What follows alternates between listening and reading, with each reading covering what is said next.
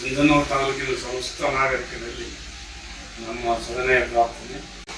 ಜಮಾತೆ ಇಸ್ಲಾಮಿ ಹಿಂದ್ ಸಿಂಧನೂರು ಸಾರ್ವಜನಿಕ ಕುರಾನ್ ಪ್ರವಚನವನ್ನು ದಿನಾಂಕ 2/5/2025ರಿಂದ 3 ದಿನಗಳ ಪರ್ಯಂತ RGM ಶಾಲೆಯಲ್ಲಿ ಕನ್ನಡದಲ್ಲಿ ಕುರಾನ್ ಪ್ರವಚನ ಇರುತ್ತೆ.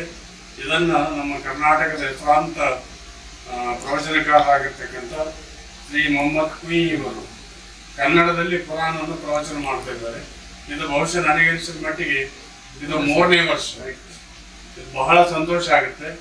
ಇದು ಒಂದು ಕುರಾನ್ ಪ್ರವಚನ ಕನ್ನಡದಲ್ಲಿ ಹೇಳೋದ್ರಿಂದ ನಮ್ಮ ತಾಲೂಕಿನಲ್ಲಿ ಒಂದು ಸಾಮರಸ್ಯ ಜೀವನವನ್ನು ಎಲ್ಲರೂ ಮಾಡಲಿಕ್ಕೆ ಮತ್ತು ಎಲ್ಲರೂ ಕೂಡಿ ಬಾಳ್ತಕ್ಕಂಥ ಒಂದು ಸಂದೇಶವನ್ನು ಸಾರ್ತಕ್ಕಂಥ ಒಂದು ಕುರಾನ್ ಪ್ರವಚನ ಇದೆ. ಎಲ್ಲರೂ ಈ ಒಂದು ಕುರಾನ್ ಪ್ರವಚನಕ್ಕೆ ಆಗಮಿಸಿ ಕುರಾನ್ ಪ್ರವಚನವನ್ನು ಸವಿದು ಕುರಾನ್ ಪ್ರವಚನದಂತೆ ನಮ್ಮ ನಡತೆಯಲ್ಲಿ ತೆಗೆದುಕೊಂಡಾಗ ನಾವು ನೀವೆಲ್ಲರೂ ಸುಖಮಯವಾಗಿ ಬಾಳಿ ಮತ್ತು ಸೌಹಾರ್ದತೆಯ ಒಂದು ಸಂದೇಶವನ್ನು ಸಾರಿ ಬದುಕಿ ಬಾಳೋಣ ಅಂತಕ್ಕಂಥ ಮಾತನ್ನು ನಾನು ಈ ಸಂದರ್ಭದಲ್ಲಿ ತಿಳಿಸ್ಲಿಕ್ಕೆ ಬಹಳ ಸಂತೋಷ ಆಗುತ್ತೆ.